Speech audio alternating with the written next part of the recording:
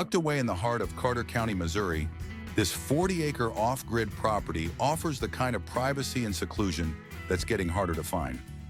Located just 8 miles from the current river and on the outskirts of Van Buren, this property gives you the perfect combination of remoteness while still being a short drive from some of the area's best outdoor recreation.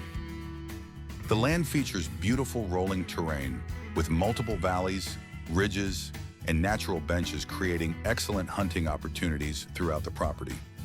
Mature timber provides plenty of cover and food for wildlife. Deer and turkey sign is plentiful throughout. A nice network of established trails makes it easy to navigate the acreage, whether you're hunting, riding, side-by-sides, or simply exploring your own piece of the Missouri Ozarks.